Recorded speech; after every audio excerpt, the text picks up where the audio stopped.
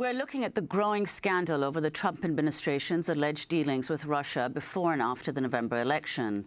In early January, Democratic Senator Chuck Schumer appeared on the Rachel Maddow show and suggested the intelligence community may try to get back at Donald Trump. Let me tell you, you take on the intelligence community, they have 6 ways from Sunday at getting back at you. So even for a practical, supposedly hard-nosed businessman, he's being really dumb to do this. That was the Senate Minority Leader Chuck Schumer in January. Some supporters of Trump, including Breitbart News, are now accusing the intelligence agencies of attempting to wage a deep state coup against the president. Meanwhile, some critics of Trump are openly embracing such activity, like Bill Kristol, the prominent Republican analyst who founded the Weekly Standard. He wrote on Twitter, "Obviously, strongly prefer normal democratic and constitutional politics, but if it comes to it, prefer the deep state to the Trump state." So, still with us, Pulitzer Prize-winning journalist Glenn Greenwald of The Intercept, speaking to us from Rio de Janeiro, Brazil. Glenn, explain what the deep state is and respond. The deep state, although there's no precise or scientific definition, generally refers to the agencies in Washington that are permanent power factions. They stay and exercise power even as presidents who are elected come and go.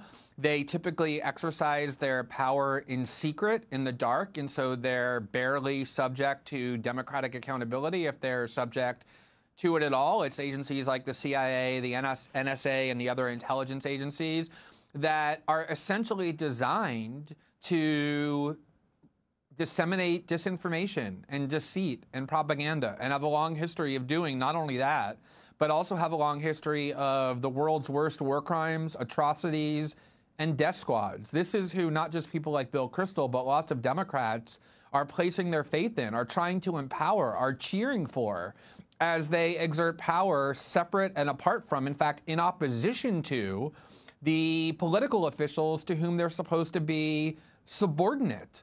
And this is not just about Russia. You go all the way back to the campaign, and what you saw was that leading members of the intelligence community, including Mike Morrell, who was the acting CIA chief under President Obama, and Michael Hayden, who ran both the CIA and the NSA under George W. Bush, were very outspoken supporters of Hillary Clinton. In fact, Michael Morrell went to the New York Times and Michael Hayden went to the Washington Post during the campaign to praise Hillary Clinton and to say that Donald Trump had become a recruit of Russia. The CIA and the intelligence community were vehemently in support of Clinton and vehemently opposed to Trump from the beginning. And the reason was because they liked Hillary Clinton's policies better than they liked Donald Trump's. One of the main priorities of the CIA for the last 5 years has been a proxy war in Syria designed to achieve regime change with the Assad regime. Hillary Clinton was not only for that, she was critical of Obama for not allowing it to go further and wanted to impose a no-fly zone in Syria and confront the Russians. Donald Trump took exactly the opposite view. He said, we shouldn't care who rules Syria. We should allow the Russians and even help the Russians kill ISIS and al-Qaeda and other people in Syria. So Trump's agenda that he ran on was completely antithetical to what the CIA wanted. Clinton's was exactly what the CIA wanted, and so they were behind her. And so they've been trying to undermine Trump for many months throughout the election, and now that he won, they are not just undermining him with leaks, but actively subverting him. There's claims that they're withholding information from him on the grounds that they don't think he should have it and can be trusted with it. They are empowering themselves to enact policy. Now, I happen to think that the Trump presidency is extremely dangerous. You just listed off in your newscast that led the show many reasons. They want to dismantle the environment. They want to eliminate the safety net. They want to empower billionaires. They want to enact bigoted policies against Muslims and immigrants and so many others. And it is important to resist them. And there are lots of really great ways to resist them, such as getting courts to restrain them, citizen activism, and most important of all, having the Democratic Party engage in self-critique to ask itself how it can be a more effective political force in the United States after it has collapsed on all levels. That isn't what this resistance is now doing. What they're doing instead is trying to take maybe the only faction worse than Donald Trump which is the deep state, the CIA, with its histories of atrocities, and say they ought to almost engage in like a soft coup where they take the elected president and prevent him from enacting his policies. And I think it is extremely dangerous to do that.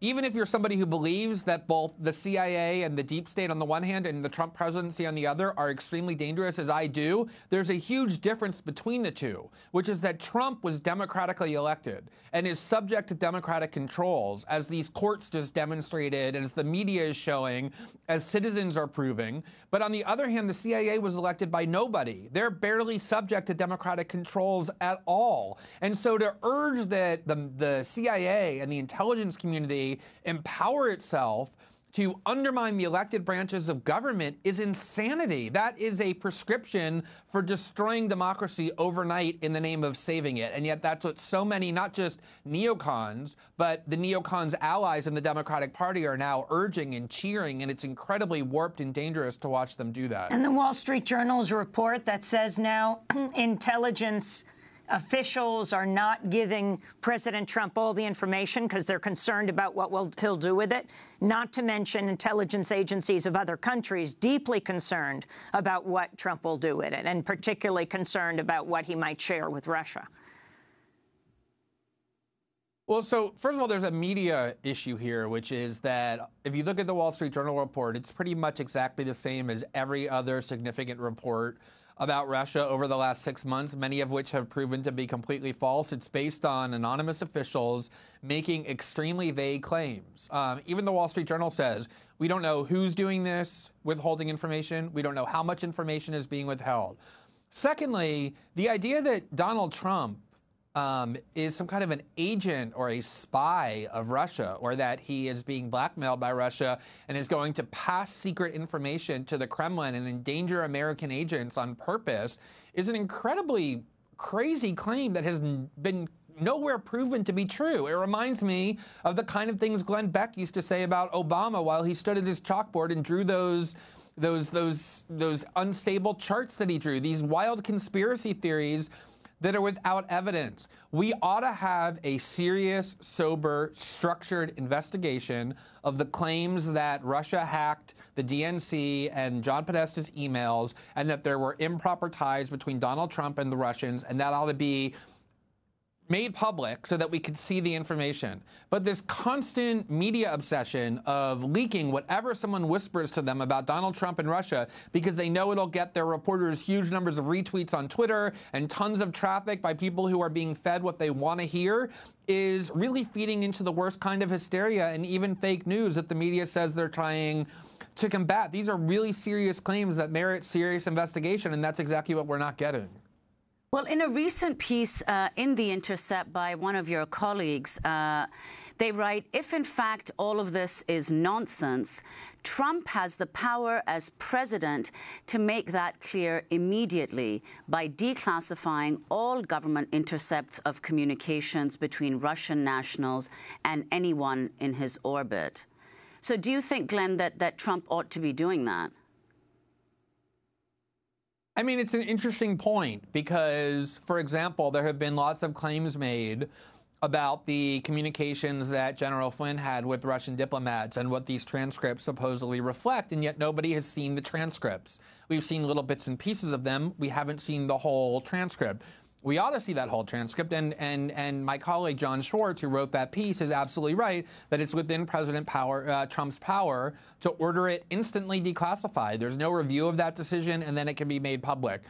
On the other hand, it is really bizarre, just as a reporter who has been in the middle of a controversy for the last 4 years about the leaking of classified information, to hear people suggest that the president now ought to take the most sensitive intercepts that the government is capable of obtaining, which is how they eavesdrop on Russian officials inside the Kremlin and just toss them to the public. Like, there's no problem at all with doing that. I think that what you're seeing here is this really disturbing double standard that all we've heard since the war on terror is that classified information is sacred, and anybody who leaks it is treasonous and satanic and belongs in jail for a really long time.